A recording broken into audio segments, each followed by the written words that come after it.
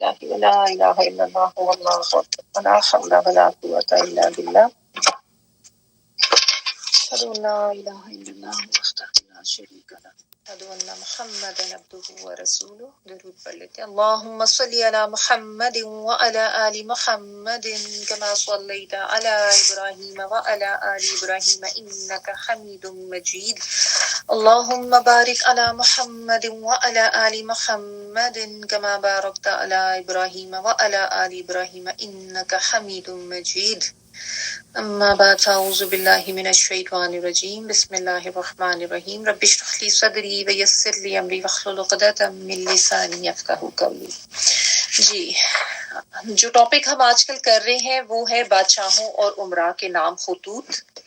جس میں ہم نے جو لاسٹ ویک کیا تھا ایک تو مقوقس شاہ اسکندریہ اس کے نام، اور خسرو پرویز جو شاہ فارس ہے اس کے نام، اور کیسر شاہ روم جو ہے یہ ہم نے پڑھ لیے تھے. اور جیسا میں نے آپ کو کہا تھا نا واللہ یہدی من یشاء والی بات، آپ وہ جو ابھی بھی ہم نے آیت پڑھی، ابھی بھی ہم پڑھ رہے تھے، تو یہ آیت اب آپ یہاں پہ دیکھیں کتنی صحیح اپلائی ہوتی ہے، بالخصوص جو شاہ روم ہے اس کی کیس میں، کہ کس طرح اس کو سب سمجھ بھی آ گئی اور اس کے باوجود بھی جو ہے وہ نہیں لایا تھا، بس اسلام دنیا کے لالچ میں آ کے اس نے اسلام کو نہیں اپنایا، چھوڑ دیا تھا. اچھا، آج ہم نے جو پڑھنا ہے یہ جو کیسر روم ہے اسی کا نائب ایک تھا، اس کی طرف بھی نبی صلی اللہ علیہ وسلم نے خط بھیجا تھا. تو ٹاپک جو ہے وہ ہے حارث بن ابی شمر غسانی کے نام خط. یہ میرے پاس پیج نمبر 271 پہ ہے ٹاپک. یہ کیسر کی طرف سے دمشق کا امیر تھا، دماسکس جس کو ہم کہتے ہیں نا، تو وہاں پہ یہ یعنی کیسر روم نے ہی اس کو اپنا ایک کہہ لیں کہ نائب بنا کے وہاں پہ اس کا امیر بنایا ہوا تھا اس ایریا کا. اس کے نام نبی صلی اللہ علیہ وسلم نے جو خط لکھا وہ یہ تھا: بسم اللہ الرحمن الرحیم، محمد رسول اللہ صلی اللہ علیہ وسلم کی طرف سے حارث بن ابی شمر کے نام خط کی جانب، بلکہ اس پر سلام جو ہدایت کی پیروی کرے اور اللہ پر ایمان لائے اور تصدیق کرے. میں تمہیں دعوت دیتا ہوں کہ اللہ وحدہ لا شریک لہ پر ایمان لا، تیرے لیے تیرا ملک باقی رہے گا. یعنی نبی صلی اللہ علیہ وسلم نے بس بسم اللہ پڑھا، یعنی پہلے اس کے بعد اپنا تعارف کرایا، اس کا نام لکھا، اور اس کے بعد سلامتی کی بات کر کے بات کا آغاز کیا ہے کہ جو ہدایت کے راستے کی پیروی کرے گا، یعنی جو بات تمہیں بتائی جا رہی ہے ہدایت کی بات ہے، جو اس کی پیروی کر لے گا، جو اللہ پر ایمان لے آئے گا اور اس بات کی تصدیق کر دے گا، اس کے لیے سلامتی ہے. اور پھر سیدھی دعوت دے دی اس کو کہ میں تمہیں کس چیز کی دعوت دیتا ہوں؟ توحید کی دعوت دیتا ہوں کہ اللہ ایک ہے، وہ وحدہ لا شریک لہ، اس کے ساتھ کوئی شریک نہیں ہے، اس پر تم ایمان لے آؤ تو تمہاری بادشاہت بھی باقی رہے گی. یعنی وہ جو بات ہے نا کہ تم اسلام لے آؤ تو تم سلامتی سے رہو گے، ٹھیک ہے، دنیا اور آخرت کی سلامتی. تو وہ یہ بھی بات نبی صلی اللہ علیہ وسلم نے لکھ دی خط میں. یہ خط آپ نے شجاع بن وہب اسدی کے ہاتھ بھیجا، اسد خزیمہ کی طرف یہ منسوب ہے. حارث نے یہ خط پڑھا تو اسے پھینک دیا اور کہا کہ کون ہے جو مجھ سے میرا ملک چھینے گا. یعنی اس نے، آپ دیکھیں جو بات لکھی تھی نا اس میں جو ہدایت اور سلامتی کی بات کی تھی اس کی طرف اس نے دھیان نہیں دیا، صرف اس چیز پر دھیان دیا کہ تیرے لیے تیرا ملک باقی رہے گا. یعنی اس نے یہ سمجھا کہ یہ تو مجھے جو ہے کوئی تھریٹ دے رہا ہے، تو میں تو بہت طاقتور ہوں، جسے کہتے ہیں نا ایک تکبر میں آ گیا وہ کہ کون ہے جب مجھ سے میری بادشاہت یا میری جو ملکیت ہے وہ چھین سکتا ہے. تو اس طرح سے اس نے یہ بات کہی کہ کون مجھ سے میرا ملک چھینے گا. پھر مسلمانوں سے جنگ کی تیاری کرنے لگا کہ میں تو ان کے ساتھ جنگ کروں گا. اور حضرت ابن وہب سے کہا کہ جو کچھ دیکھ رہے ہو نا جا کے اپنے صاحب کو اس کی خبر دے دینا. یعنی اس نے بڑا تکبر سے یہ بات کہی کہ یہ تمہیں نظر آ رہا ہے کہ ہم نے جنگ کی تیاریاں شروع کر دی ہیں تم لوگ کے خلاف، تو جاؤ جا کے اپنے صاحب کو یہ خبر دے دینا کہ میں تمہاری بات نہیں مان رہا ہوں اور میں جنگ کرنے کے لیے آ رہا ہوں. پھر اس نے کیسر سے رسول اللہ صلی اللہ علیہ وسلم کے ساتھ جنگ کی اجازت چاہی. اب یہ کیسر روم میں نے آپ کو بتایا نا اسی کا نائب بنا کے بھیجا ہوا تھا اس ایریا میں. تو ظاہر ہے اس نے اجازت تو لینی تھی جو بادشاہ تھا اس سے جب اس نے اجازت مانگی تو کیسر نے اس کو اس عزم سے باز رکھا، کیونکہ ہم پہلے پڑھ چکے ہیں نا کہ وہ جو کیسر تھا اس کو تو اچھی طرح سمجھ آ چکی تھی، وہ مان بھی چکا تھا دل میں کہ یہ تو نبی سچے ہیں، لیکن اس نے اقرار نہیں کیا تھا۔ بہرحال اس کو اس نے منع کر دیا کہ نہیں، ان سے تم نے جنگ نہیں کرنی۔ اس کے بعد پھر جو ہے اس کی اب جو آپ کہہ لیں کہ اس کا سارا اوپینین تھوڑا سا بدلا۔ اس کے بعد اس نے شجاع بن وہب رضی اللہ تعالیٰ عنہ کو کپڑے اور مال سے نوازا اور اچھائی کے ساتھ واپس کر دیا، یعنی اب وہ صلح کے اس پہ آ گیا کہ ٹھیک ہے بھیا جنگ تو اس سے ہم نہیں کرتے، لیکن مانا نہیں تھا، واپس بھیج دیا تھا اس نے، بس تحفے تحائف دے کے، ٹھیک ہے۔ امیر بسرا کے نام خط۔ اس خط میں نبی صلی اللہ علیہ وسلم نے امیر بسرا کو اسلام کی دعوت دی۔ بعض جو اس کے ایڈیشنز ہیں نا سیرت کی بک کے، اس میں یہ امیر بسرا والا ٹاپک آگے جا کے آتا ہے، تو اگر آپ کے پاس ابھی آگے امیر بسرا نہیں آ رہا تو ایک دو ٹاپکس آگے جا کے دیکھ لیں، اس میں آ جائے گا، ٹھیک ہے۔ اس خط میں نبی صلی اللہ علیہ وسلم نے امیر بسرا کو اسلام کی دعوت دی، بسرا جگہ کا نام ہے، اور اسے حارث بن عمیر ازدی کے رضی اللہ تعالیٰ عنہ کے ہاتھوں بھیجا۔ حضرت حارث جنوبی اردن میں علاقے بلقا کے ایک مقام متا میں پہنچے، یہ متا وہی جگہ جہاں پہ غزوہ متا ہوئی تھی نا، تو شرحبیل بن عمر غسانی نے ان کا سامنا کیا۔ یہ شرحبیل ورڈ ہے، اس کو اکثر لوگ شرجیل پڑھ جاتے ہیں، شرحبیل ہے یہ۔ تو شرحبیل بن عمر غسانی نے ان کا سامنا کیا اور ان کی گردن مار دی۔ یہ بات شاید آپ پہلے بھی میں آپ کو بتا چکی ہوں، جب غزوہ متا کی تھوڑی سی ڈیٹیل پیچھے میں نے آپ کو بتائی تھی نا۔ قاصدوں کے سلسلے میں یہ سب سے سخت ظالمانہ قدم تھا، کیونکہ ایمبیسڈر کا قتل جو ہے نا بہت بڑی بات ہوتی ہے، صرف اس زمانے میں نہیں، آج بھی آپ دیکھیں اگر ایک ملک کا ایمبیسڈر کوئی اپنا بنا کے کسی دوسرے ملک میں بھیجے اور اس کو وہاں پہ قتل کر دیا جائے تو یہ ایک اقدام جنگ ہوتا ہے، یعنی آپ اس کے خلاف پھر کارروائی ظاہر کر سکتے ہیں۔ ان کے سوا نبی صلی اللہ علیہ وسلم کا کوئی قاصد قتل نہیں کیا گیا۔ نبی صلی اللہ علیہ وسلم نے اس پر سخت غم و غصے کا اظہار فرمایا اور یہی پھر غزوہ متا کا سبب بنا جس کا ذکر آگے آ رہا ہے، تو غزوہ متا ہم آگے پڑھیں گے۔ حوزہ بن علی صاحب یمامہ کے نام خط، یمامہ بھی جگہ کا نام ہے۔ نبی صلی اللہ علیہ وسلم نے ان کے پاس جو خط لکھا وہ یہ تھا: بسم اللہ الرحمن الرحیم، محمد رسول اللہ صلی اللہ علیہ وسلم کی طرف سے حوزہ بن علی کی جانب، اس شخص پر سلام جو ہدایت کی پیروی کرے۔ دیکھیں سلامتی کے ساتھ ہی نبی صلی اللہ علیہ وسلم ہر دفعہ بات کر رہے ہیں، اور لیکن ظاہر ہے مطلب اسی کے ساتھ سلام کر کے نہیں ہو رہی بات، کیونکہ ظاہر ہے وہ مسلمان تو نہیں ہے، لیکن سلامتی کے ذریعے بات کی جا رہی ہے کہ جو ہدایت کی پیروی کر لے گا اس کے لیے سلامتی ہے۔ تمہیں معلوم ہونا چاہیے کہ میرا دین اونٹوں اور گھوڑوں کی رسائی کی آخری حد تک غالب آ کر رہے گا، لہٰذا اسلام لاؤ، سالم رہو گے، اسلم تسلیم والی بات، اور تمہارے ماتحت جو کچھ ہے اسے تمہارے لیے برقرار رکھوں، یعنی نبی صلی اللہ علیہ وسلم کو بتایا کہ جہاں جہاں تک ہمارے گھوڑے دوڑ سکتے ہیں نا، جہاں جہاں تک ہماری رسائی ہے وہاں تک، یعنی ظاہر نبی صلی اللہ علیہ وسلم کو تو اللہ تعالیٰ کی طرف سے یہ پریڈکشن تھی نا، انہوں نے کہا کہ میرا دین غالب آ کر رہے گا تو تم اسلام لے آؤ تو تمہارے لیے اسی میں امن اور سلامتی کی بات ہے، اور جو کچھ تمہارے ملکیت میں ہے اس کو اسی طرح میں برقرار رکھوں گا، یعنی میں کوئی تمہارا خطہ راضی، تمہاری کوئی زمین کو ملک، اس کی لالچ میں نہیں ہوں کہ تمہیں یہ لگے کہ میں شاید تم سے، کیونکہ اس زمانے میں جو عموماً جنگیں ہوتی تھی وہ اسی لیے ہوتی تھی، جگہوں پر، ملکوں پر، علاقوں پر قبضہ کرنے کے لیے، اپنی طاقت کی دھاک دکھانے کے لیے جو ہے جنگ کر کے اور پھر اس علاقے کو فتح کر لیتے تھے، لیکن ظاہر ہے ایک اللہ کے نبی کا یہ مقصد تو نہیں ہوتا نا، تو نبی صلی اللہ علیہ وسلم اس مقصد کو واضح کرتے تھے کہ میرا کام صرف اللہ کا پیغام پہنچانا ہے کہ تم توحید پر آ جاؤ، توحید کا اقرار کر لو تو سلامتی میں رہو گے، ورنہ یہ کہ ظاہر ہے پھر مجھے تمہارے اس پہ آ کے جنگ کرنی پڑے گی۔ یہ خط آپ نے سلیط بن عمر عامری رضی اللہ تعالیٰ عنہ کے ہاں بھیجا۔ حوزہ نے ان کی عزت کی، انہیں انعام سے نوازا، ہجر کے کپڑے دیے اور جواب میں لکھا: آپ جس چیز کی دعوت دیتے ہیں اس کی بہتری اور عمدگی کا کیا پوچھنا، یعنی تعریف کر رہے ہیں، اور میں اپنی قوم کا شاعر و خطیب ہوں، اور عرب پر میری بڑی ہیبت بیٹھی ہوئی ہے، کیونکہ عرب کے لوگ جو ہیں وہ ظاہر شاعروں کو پسند کرتے تھے۔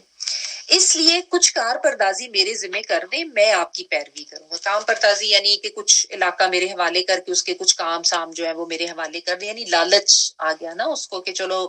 مجھے، اس نے سمجھا کہ میں کوئی سودے بازی کر لیتا ہوں۔ حالانکہ دیکھیں اسلام جو ہے وہ کسی لالچ کے لیے تو نہیں لایا جا سکتا، اس کی نیت ہی خراب ہوگی۔ تو اس نے کہا کہ چلو میں کوئی اس طریقے کی نا کوئی سودے بازی کرتا ہوں کہ کوئی علاقہ میرے ہاتھ آ جائے، تو ظاہر ایسے اسلام لانے کا تو کوئی فائدہ نہیں۔ تو جب یہ خط رسول اللہ صلی اللہ علیہ وسلم کو ملا تو آپ صلی اللہ علیہ وسلم نے فرمایا کہ اگر وہ مجھ سے زمین کا ایک ٹکڑا بھی مانگے تو میں اسے نہیں دوں گا، وہ خود بھی تباہ ہوگا اور جو کچھ اس کے ہاتھوں میں ہے وہ بھی تباہ ہوگا۔ یعنی ہدایت کی، اسلام کی دعوت دی گئی اور وہ دنیا کے لالچ میں آ کے بات کر رہا ہے کہ اگر تم مجھے کوئی علاقہ دے دو تو پھر میں تمہاری پیروی کر لوں گا، یعنی ویسے نہیں کرنی میں۔ اصل میں یہ جو ہوتے تھے نا اس طرح کے کوئی حکمرانی مل جاتی تھی جن کو کوئی عمرہ یا کوئی اس طرح کے علاقے کے کوئی بڑے کوئی سردار یا امیر جو بنا دیے جاتے، ان کو وہ پھر جسے آپ کہتے ہیں کہ بادشاہت یا حکمرانی کا لالچ اور یہ جو نشہ ہے نا، یہ اتنا برا ہوتا ہے کہ انسان اس سے آگے سوچتا ہی نہیں۔ آج بھی آپ دیکھیں نا کرسی کے پیچھے لوگ کس طرح پاگل ہو رہے ہوتے ہیں۔ یہ ایسی لت پڑ جاتی ہے لوگوں کو کہ وہ بس ہر چیز کو اسی کے پیرائے میں رکھ کے تولتے ہیں، اور ہر چیز سے زیادہ ان کے نزدیک اہمیت ان کی حکمرانی اور اسی کی ہوتی ہے، قبضہ، ہمارے بادشاہت، ہماری طاقت نہ چھن جائے، اقدار نہ چلا جائے، تو وہ اتنا زیادہ ذہنوں میں بیٹھا ہوتا ہے نا۔ پارا جب رسول اللہ صلی اللہ علیہ وسلم فتح مکہ سے واپس تشریف لائے تو اس کا انتقال ہو چکا تھا۔ اب دیکھیں وہی بات ہے نا کہ اللہ تعالیٰ کی طرف سے ہدایت تو پہنچی، لیکن انسان اب دنیا کو چن لے، لالچ اور حرص و ہوس میں مبتلا ہو جائے تو وہ پھر اپنی آخرت تباہ کر لیتا، اسی میں مبتلا ہو کے وہ ظاہر اس کا انتقال ہو گیا۔ آگے ٹاپک ہے منذر بن ساوا حاکم بحرین کا تو آپ کو پتہ ہی نا جگہ، اس کے نام بھی خط جو نبی صلی اللہ علیہ وسلم نے لکھا۔ اس خط میں آپ صلی اللہ علیہ وسلم نے منذر کو اسلام کی دعوت دی اور اسے علا بن الحضرمی رضی اللہ تعالیٰ عنہ کے ہاتھ بھیجا۔ منذر مسلمان ہو گیا، اسے یہ مان گیا، ٹھیک ہے۔ کچھ اہل بحرین بھی مسلمان ہو گئے، جبکہ کچھ دوسرے اپنے دین یہودیت اور مجوسیت پر برقرار رہے۔ تو منذر نے رسول اللہ صلی اللہ علیہ وسلم کو اس کی خبر لکھی اور اس کے بارے میں سوال کی، یعنی اس نے خود اسلام لے آیا اور اس کے کچھ لوگ ہو گئے تھے، کچھ اپنی یہودیت پہ رہے تھے اور کچھ مجوسی لوگ تھے وہ اسی پر قائم رہے تھے۔ تو اب اس نے نبی صلی اللہ علیہ وسلم کو خط لکھ کے پوچھا کہ اب میں ان کے بارے میں کیا کروں، یعنی یہ ٹولڈ ہم کہ میں تو قبول کر لیا میں نے، میرے کچھ لوگ اور بھی ہیں جو اسلام لے آئے ہیں، لیکن باقیوں کے بارے میں کیا کروں۔ تو آپ صلی اللہ علیہ وسلم نے اس سے لکھا کہ مسلمان جس حال پر ایمان لائے ہیں انہیں اسی حال پر چھوڑ دو، یعنی ان کے ساتھ کوئی وہ باز پس یا کچھ کرنے کرانے کی ضرورت نہیں، جو لے آئے ہیں اچھی بات ہے، لیکن جو یہود اور مجوس ہیں ان سے اب تم جزیہ لو گے۔ یہ ہوتا ہے نا کہ جو دوسرے مذہب کے لوگ اگر وہ نہیں مان رہے ہیں اور وہ انڈر ہو کے رہنا چاہتے ہیں تو پھر ماتحت ہو کے رہنے کے لیے یہی ہے کہ ان کو جزیہ دینا پڑے گا، کوئی قیمت دینی پڑتی ہے۔ اور تم جب تک درست راہ پر رہو گے ہم تمہیں تمہارے عہدے سے معزول نہ کریں گے، یعنی جب تک تم صحیح رہتے ہو تو تمہارا سے کوئی تمہاری بادشاہت یا تمہاری جو بھی تمہارا عہدہ ہے وہ نہیں ہٹایا جائے گا، تم اسی طرح رہو گے۔ کیونکہ دیکھیں اسلام کا پھیلانے کا مطلب یہ تو نہیں تھا کہ کسی سے خام خواہ میں کسی کا عہدہ لے لیا جائے یا اس کی بادشاہت لے لی جائے، یہی چیز لوگ سمجھتے نہیں تھے نا۔ اب یہ جو تھا پیچھے حوضہ بن علی، اس نے سمجھا کہ شاید مجھے کوئی علاقہ ہی ملے تو مجھے پیروی کرنی چاہیے، یا اس سے پہلے جس کا ہم نے پڑھا کہ وہ اس نے سمجھا کہ میرے سے میرا علاقہ چھین لیا جائے گا، حارث بن نبی شمر جو ہے۔ تو اس لیے نبی صلی اللہ علیہ وسلم نے اس کو کنفرم کی یہ بات کہ کوئی تم سے عہدہ جو ہے تمہارا چھینا نہیں جائے گا، ٹھیک ہے، اسی طرح رہے گا۔ آگے شاہان عمان جعفر اور اس کے بھائی کے نام خط، یہ دو بھائی تھے، ان کے نام نبی صلی اللہ علیہ وسلم کا خط یہ تھا: بسم اللہ الرحمن الرحیم، محمد رسول اللہ صلی اللہ علیہ وسلم کی جانب سے جلندہ کے دونوں صاحبزادے جعفر اور عبد کے نام خط۔ اس شخص پر سلام جو ہدایت کی پیروی کرے، اما بعد میں تم دونوں کو اسلام کی دعوت دیتا ہوں، اسلام لاؤ سالم رہو گے، کیونکہ میں تمام انسانوں کی جانب اللہ کا رسول ہوں، تاکہ جو زندہ ہے اسے انجام کے خطرے سے آگاہ کر دوں اور کافروں پر سچی بات واضح ہو جائے۔ دیکھیں نبی صلی اللہ علیہ وسلم دونوں کو دعوت دے رہے ہیں، اسلام لے آؤ، سلامتی میں رہو گے۔ اور یہ بھی بتا دیا کہ میں کون ہوں، تمام لوگوں کی طرف اللہ کی طرف سے اللہ کا رسول بنا کے بھیجا گیا ہوں، اور میرا کام ہے کہ میں لوگوں کو ان کی خطرے کا جو انجام یعنی آخرت میں جو ان کا انجام ہوگا اگر وہ نہیں ہدایت پر آتے یا نہیں توحید کا اقرار کرتے تو ان کا کیا حال ہوگا، اس سے میں آگاہ بھی کر دوں، اور جتنے بھی کافر ہیں ان پر میں سچ بات کو واضح کروں، حق کو واضح کروں۔ اگر تم دونوں اسلام کا اقرار کر لو گے تو تم دونوں ہی کو والی اور حاکم بناؤں گا، یعنی ونس اگین نبی صلی اللہ علیہ وسلم نے شورٹی کرائی کہ میں تم سے کوئی تمہاری بادشاہت یا تمہارا کوئی اقتدار نہیں چھین رہا ہوں، تم ہی والی اور حاکم رہو گے۔ اگر تم دونوں نے اسلام کا اقرار کرنے سے گریز کیا تو پھر تمہاری بادشاہت ختم ہوگی، یعنی پھر ہم تمہارے خلاف کارروائی کریں گے، تمہاری زمین پر گھوڑوں کی یلغار ہوگی اور تمہاری بادشاہت پر میری نبوت غالب آ جائے گی۔ کہ اللہ سبحانہ تعالیٰ کی طرف سے حکم تھا نا کہ اب آپ عرب کے باہر نکل کے باقی لوگوں تک بھی اسلام کی دعوت دیں، کیونکہ اب اسلام یہاں تک تو اب عرب میں تو کافی حد تک پھیل چکا تھا اور غالب آ گیا تھا، تو اب باہر کے لیے بھی یہ حکم تھا، تو آپ صلی اللہ علیہ وآلہ وسلم اسی طرح سے حکم دے رہے ہیں۔ یہ خط آپ نے حضرت عمر بن عاص رضی اللہ تعالیٰ عنہ کے ہاتھ بھیجا۔ آپ جب عمان تشریف لے گئے تو عبد بن جلندہ سے آپ کی ملاقات ہوئی۔ عبد نے پوچھا ایک بھائی سے، تم کس کی دعوت دیتے ہو؟ عمر بن عاص رضی اللہ تعالیٰ عنہ نے کہا کہ ہم تو اللہ کی طرف بلاتے ہیں جو تنہا ہے، جس کا کوئی شریک نہیں، اور ہم کہتے ہیں کہ اس کے علاوہ جس کی پوجا کی جاتی ہے اسے چھوڑ دو، اور یہ گواہی دو کہ محمد صلی اللہ علیہ وآلہ وسلم اللہ کے بندے اور اس کے رسول ہیں صلی اللہ علیہ وسلم، یعنی سمپل جو توحید کا پیغام تھا وہ دیا، اور نبی صلی اللہ علیہ وآلہ وسلم کو اللہ کا رسول ماننے کی طرف بتایا کہ ہم یہ کہتے ہیں کہ ایک اللہ کی طرف آ جو باقی شرک کرنا چھوڑ دو۔ پھر تھوڑی گفتگو کے بعد اب نے پوچھا کہ آپ صلی اللہ علیہ وآلہ وسلم کس بات کا حکم دیتے ہیں؟ حضرت اب نے کہا کہ آپ صلی اللہ علیہ وآلہ وسلم اللہ کی اطاعت کا حکم دیتے ہیں، یعنی کوئی اپنی اطاعت کی بات نہیں کرتے، کوئی کسی انسان کی بات ماننے یا اس کے آگے یا کوئی اور اس طرح کی بات نہیں کرتے، سمپل یہ کہ ایک اللہ ہے، وہ معبود ہے، اس کی اطاعت کرنی ہے، اس کی بات ماننی ہے، اس کے آگے جھکنا ہے، اور نافرمانی سے روکتے ہیں کہ اللہ کی نافرمانی نہیں کرنی، نیکی اور صلہ رحمی کا حکم دیتے ہیں، صلہ رحمی یعنی رشتہ داری کو جوڑنا،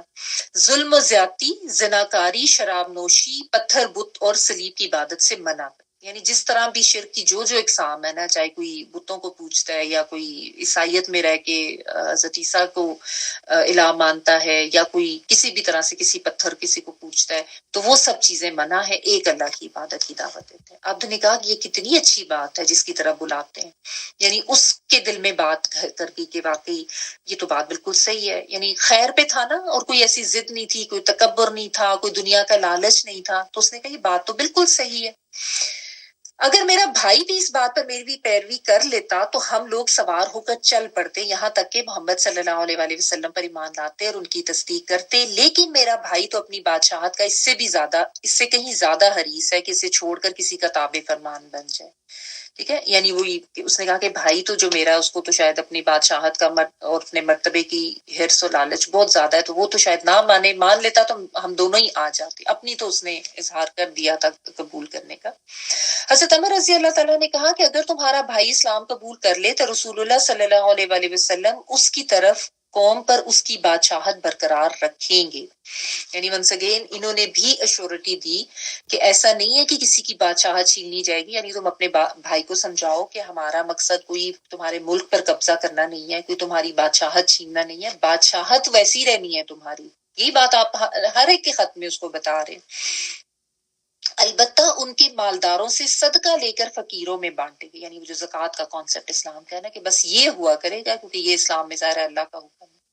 عبد نے کہا یہ تو بڑی اچھی بات ہے، پھر پوچھا کہ صدقہ کیا ہے، یعنی اس کو یہ بات بھی اس کے دل کو لگی کہ لے کے تو جو ہے وہ غریبوں کو دیا جائے، پھر اس نے پوچھا، ظاہر صدقہ کا اس کو نہیں پتا تھا، تو اس نے پوچھا کہ صدقہ کیا ہے۔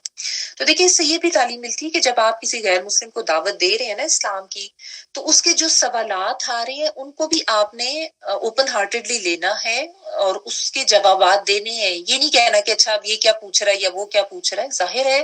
جس کو نہیں علم اور وہ اسلام کے بارے میں کوئی علم حاصل کرنا چاہ رہا ہے تو جو دعوت اس تک پہنچا رہا ہے اب اس کا فرض بنتا ہے کہ وہ اس چیز کو ایکسپلین کرے نا۔ اب یہ نبی صلی اللہ علیہ وسلم کی ایک طرف سے قاصد بن کے آئے ہوئے ان کی طرف، تو وہ سوالات کے جواب بھی ان کو دے رہے ہیں۔ تو حضرت عمر رضی اللہ تعالیٰ عنہ نے پھر تفصیل بتائی کہ یعنی صدقہ کی خیرات کس طریقے سے ہمیں اس کی تلقین کی گئی ہے کہ جو امیر ہے ان سے لے کے دیا جائے، فرض صدقات زکوٰۃ ہیں اور نفل صدقات وہ بھی سارے انہوں نے بتائے۔ جب مویشیوں کا ذکر آیا تو اس نے کہا میں نہیں سمجھتا کہ میری قوم اس کو مان لے گی، کیونکہ اون بکریاں چرانے والے لوگ ہوں گے نا تو ان کا یہی ہوتا ہے معاملہ کہ وہ ظاہر ہے وہ ان کے لیے وہ بہت بڑا ایک آپ کہہ لیں کہ سرمایہ ہی ان کی زندگی کا وہ ہوتا ہے۔ تو اس میں تو یہ ہے نا کہ ہمارے دین میں کہ جو ان کے مالک ہیں اگر وہ بھی نصاب کی لمٹ تک پہنچ جاتا ہے تو ان کے اوپر بھی پھر زکوٰۃ دینی ہوتی ہے نا۔ بہرحال پھر عبد نے حضرت عمر بن عاص کو اپنے بھائی جعفر کے پاس پہنچا دیا۔ حضرت عمر رضی اللہ تعالیٰ عنہ نے اس کو خط دیا،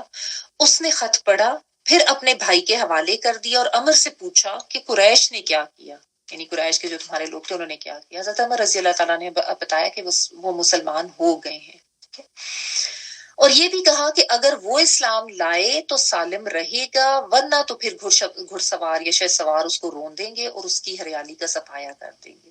تو بتا دیا کہ تمہاری بادشاہت ویسے نہیں ہم نے چھینی، نہ کوئی ہمارا ایسا ارادہ ہے، لیکن اللہ کا دین پہنچانا ضروری ہے، مان لو تو اسی طرح رہو گے اور ظاہر ہے اللہ کی توحید اور اس کا تم اقرار کر لو گے تو پیغام تمہارے تک پہنچا دیا گیا، اگر نہیں مانو گے تو پھر ہمیں کوئی جو ہے وہ کاروائی کرنی پڑے گی۔ جعفر نے کل تک کے لیے اپنا معاملہ مؤخر کیا، اس نے کہا میں سوچ کے یعنی جواب دوں گا۔ کل ہوئی تو قوت و طاقت کا مظاہرہ کیا، لیکن پھر اپنے بھائی سے تنہائی میں مشورہ کیا، یعنی پہلے اس نے اپنی طاقت دکھانے کی کوشش کی،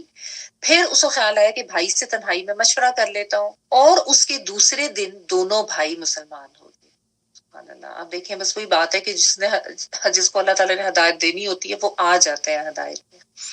اور حضرت عمر رضی اللہ تعالیٰ عنہ کو صدقہ وصول کرنے کے لیے آزاد چھوڑ دیا کہ ٹھیک ہے آپ اپنے طور پہ جس طریقے سے جو بھی آپ نے کرنا ہے وہ کریں، اور جس کسی نے ان کی مخالفت کی اس کے خلاف مددگار بھی ثابت ہوئے، یعنی حضرت عمر جو آئے تھے، اچھا اس کو عمروں نہیں پڑھنا عمر پڑھنا ہے، ٹھیک ہے۔ تو انہوں نے کہا کہ آپ کریں، آپ نے جو بھی اپنی یعنی اسلام کا جو بھی آپ کا طریقہ کار ہے، اور اگر کوئی ان کے اگینسٹ آتا تھا تو پھر یہ حضرت عمر جو آئے تھے ان کی مدد کرتے تھے، یعنی اسلام بھی لے آئے اور پھر ان کے لیے معاون و مددگار بھی ثابت ہوئے۔ عبد اور جعفر کے پاس یہ خط جو ہے یہ فتح مکہ کے بعد بھیجا گیا تھا، جبکہ بقیہ خطوط جو ہے وہ حدیبیہ سے نبی صلی اللہ علیہ وسلم کی واپسی کے بعد بھیجے۔ صلح حدیبیہ ہم نے پڑھ لیا تھا نا، اس کے بعد یہ خطوط آئے تھے، یہ والا خط جو ہے یہ بعد میں ہوا تھا فتح مکہ کے بعد۔ تو یہاں پہ ہمارا یہ ٹاپک ختم ہو جاتا ہے، بس اس کو یہیں تک کرتے ہیں، انشاءاللہ پھر آگے بعد میں دیکھیں گے۔ آخر دعوانا الحمدللہ رب العالمین، سبحانک اللہم و بحمدک، نشہد ان لا الہ الا انت، نستغفرک و نتوب الیک۔ سبحان ربک رب العزت عما یصفون وسلام علی المرسلین والحمد للہ رب العالمین۔ بارک اللہ لی و لکم فی القرآن العظیم ونفعنی و ایاکم بالآیات و ذکر الحکیم۔ دعا کر لیجیے۔